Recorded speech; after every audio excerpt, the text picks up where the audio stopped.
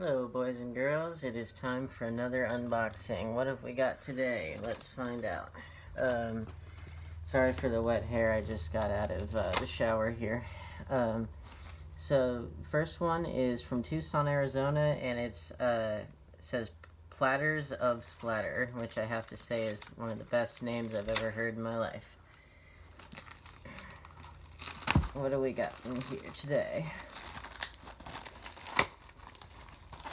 We have Two-Headed Shark Attack. Oh boy. Yeah, I've seen this one and I enjoyed it because cheese-tastic fun. It's got Brooke Hogan in it. It's got Carmen Electra, so can't really go wrong there. I ordered the, there we go. I ordered the sequels, which were only ever released on Blu-ray in Germany, because I guess that the Asylum, they must have a deal, to where they can get their stuff released in Germany for some reason, and it actually, you'll see that with a lot of their films, as well as, they'll have, a 3D disc in there, even though, the movies themselves weren't shot in 3D, and they, aired on the Sci-Fi Channel, so there's no way they could have showed up in 3D, so, this next one, is actually from Best Buy, Shepherdsville, Kentucky, and this is something I pre-ordered quite a while ago, but it's the Best Buy exclusive Steelbook of Birds of Prey, which I'm sorry to say I did not see in the theater because, well, it came out at around the time of me moving around all over the place, just kind of bad timing in my personal life, as well as, when I would have seen it would have been when it would have been on a $5 Tuesday or something, and then guess what, the coronavirus hit and nobody's going out to the movies in any capacity, so, yeah, I feel bad about that, but at the same time, I'll make up for it, but anyway, so wanted to make sure I got this because I also felt bad that I didn't get that Joker Steelbook. I did at the time, except like I've said, I think the design of that one wasn't all that great. But this is fabulous because you've got Margot Robbie, who is the perfect casting choice for Harley Quinn, looking as sexy as always. And this, I might need to return this because that's not supposed to happen. This isn't the first time that yeah, I'm gonna have to return this. This is not the first time that I have pre-ordered a Steelbook from Best Buy only for it to arrive broken, so yeah, not pleased about that. Well, I'm gonna save all this stuff, and I'll go ahead and get them to get me a replacement, so yeah, that's no fun, but anyway, we're moving right along. It's real, it happens. Just, be aware. Yeah, I ordered the Frozen Steelbook, the exclusive one, and it showed up broken, and then I got a replacement, and then a different part of that one was broken, but I didn't want to go back and take it back, so, just beware sometimes of, how these things go. And then this one is just from Amazon here. This is a Prime delivery. I got this, it was Wild Things with Neve Campbell, Denise Richards, Matt Dillon, Kevin Bacon. I got this because I specifically saw the person that I got the custom covers from.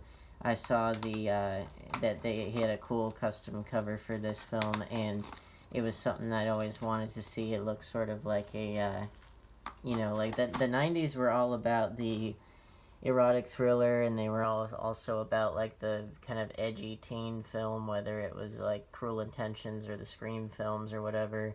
And so then it's okay, we'll put it together, and then you had all kinds of either teasing at lesbianism or whatever, because the 90s didn't really know what to do with with LGBT people. They really didn't, and so you got all this teasing of it or exploiting of it, and it wasn't really good for anyone, to be honest. So but anyway, eager to check it out, eager for that custom cover to arrive. let's see. So we got a big one from eBay here with the eBay tape from New Brighton, Pennsylvania. And yeah, I'm really bummed about that Steelbook. I'm gonna have to get going on that before they run out or something. But still, that's never fun when something that you really look forward to, when it opens up, or when you open it and it's broken. Just badness. Alright, so, oh yeah, so these are 4 things in one. Exciting stuff here. Which is all nice and shrink wrapped here. Or not shrink wrap, bubble wrap. Alright, so, got several things that you're gonna love these. Look at all those beauties. So we got the Scream Factory of the Strangers, which I did in some of the big kind of bulk orders I did from the one Canadian seller, JDC Outlets. I see, because he's from Canada, I thought it was JD Coutelet or some like French name, but no, it was JDC Outlets. So again, give him some love in the when you're needing to shop for things, just visit his eBay store. But yeah, I'm so stupid, but yeah, so I actually found the normal release of this film, you know, the standard one. I found it in that big lot, but then I was like, you know what, I want to get the Scream Factory version of it, and there it is. So yeah, that's all taken care of, and it has the theatrical and the unrated versions, and it's got Liv Tyler, who I think is kind of underappreciated as an actress, so eager to check this out. I love the beautiful slipcover design. I'm glad that it came in such good condition. Why is it that, you know, these eBay sellers here, that I'm getting stuff from them and it's beautiful, wonderful, great condition, shows up well, and then I get a brand new thing from Best Buy and it shows up broken? Like, something's wrong there. I mean, neither one should show up broken, but still pisses me off. Anyway, Drag Me to Hell, Sam Raimi film that, this was the first this was Sam Raimi's big return to horror after having done 3 Spider-Man films in a row. So I imagine it was kind of a relief for him to go back to like doing some of the Deadite makeup, which they're not Deadites in the story, but they totally look like them.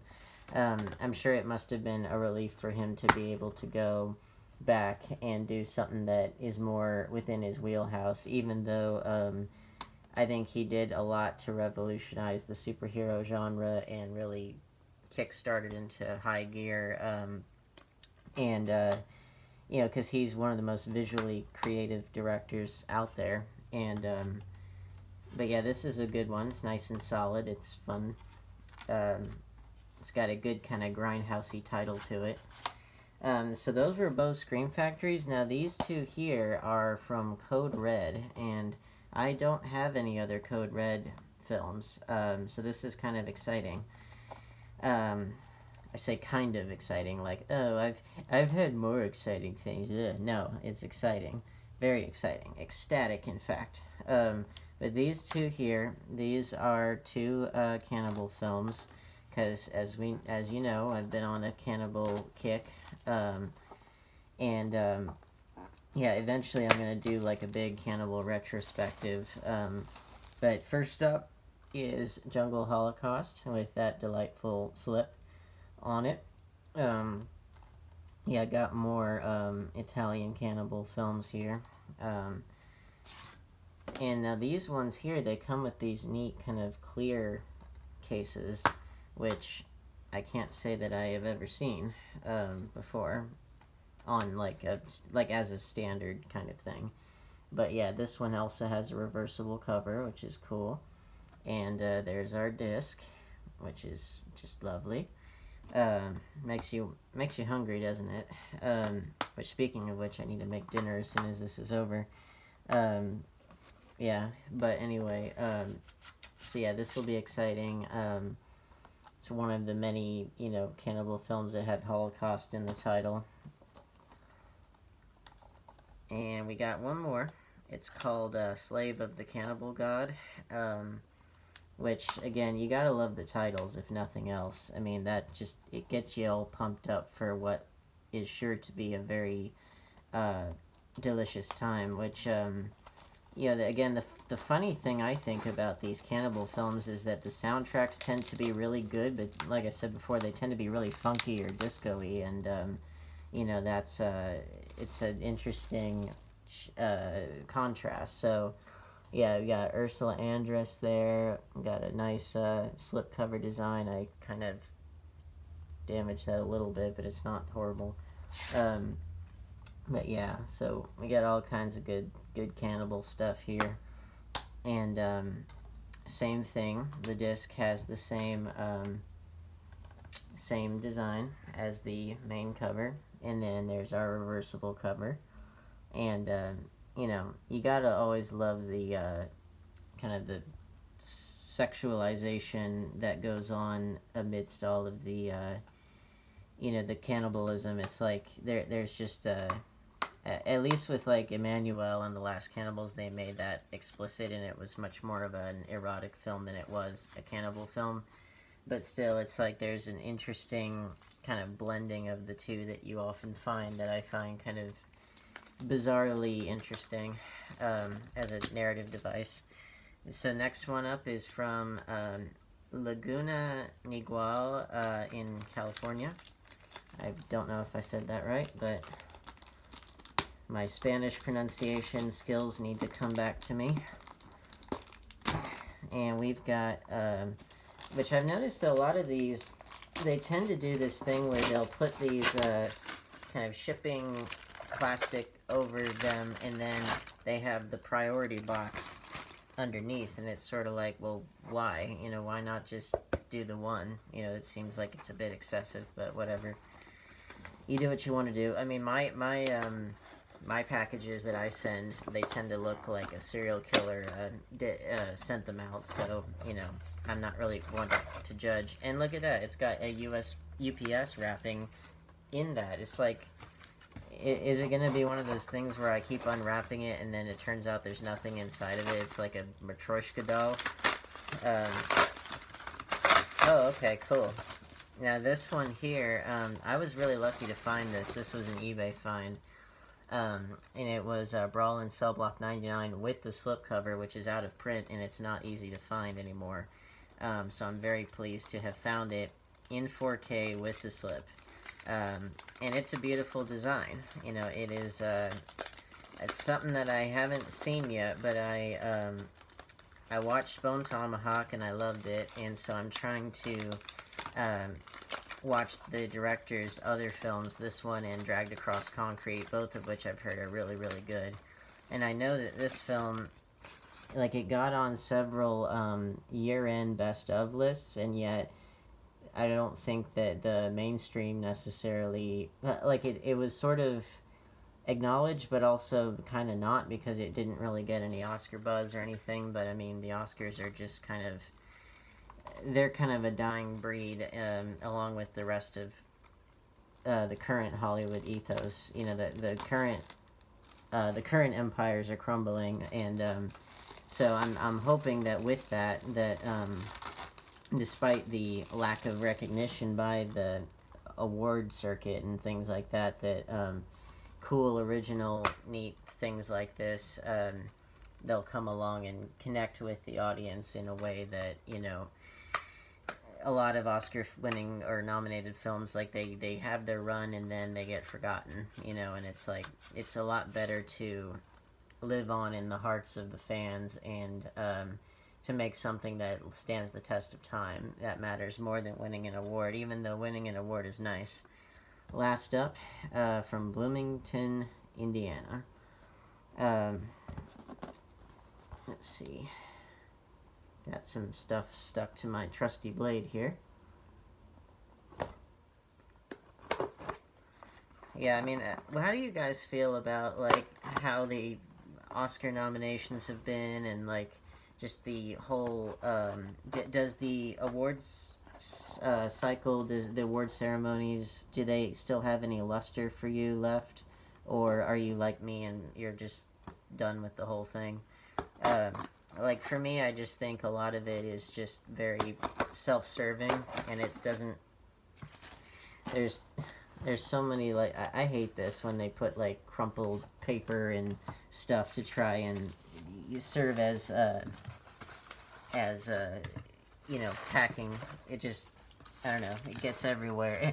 It's coarse and rough and irritating, and it gets everywhere. Which it does. It did get everywhere, so yeah, not too pleased about that. But what I am unboxing right now is a good movie. It's underrated. I don't think a lot of people have seen or even heard of this film, but I saw it, and I quite enjoyed it. Now, I need to watch Office Space again, because this movie, Extract, was also done by Mike Judge, who did Office Space, did Beavis and Butthead, King of the Hill, things like that. And this one is more, it's less white collar, and it's more about, you know, the people that work in factories. You know, in this case, it's, you know, like a nut extract factory. Which, and I specifically got this one because it comes with the out-of-print slipcover there. And, you know, it's got Mila Kunis in it, who's, and actually it's kind of got a who's who of who all I really like in movies. Like, you got Jason Bateman, Mila Kunis, Kristen Wiig, Ben Affleck, you've got J.K. Simmons, Gene Simmons is actually in this for a little bit. And you've got the, cannot remember, David Koechner, who you may remember as Todd Packer on The Office. But yeah, you got kind of a who's who of actors that I really like to see in movies, and people that have done a lot of really good, serious, and comedic work. And yeah, this one, I think it's very underrated. I need to watch Office Space again, because I remembered I wasn't blown away by it when I saw it, but it was also a long time ago. But I did like this quite a lot. I thought it was pretty underrated.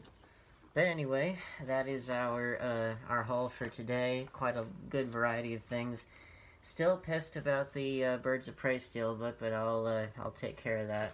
Anyway, hopefully you're all staying safe and, you know, cool as it starts to get heated up around here. So, yeah, see you in the next video. Make sure to like, share, subscribe, hit the bell icon, set phasers to stun, warp factor 5, all that good stuff. And feel free to just let me know what's working for you about these videos, because I'm eager to hear your feedback.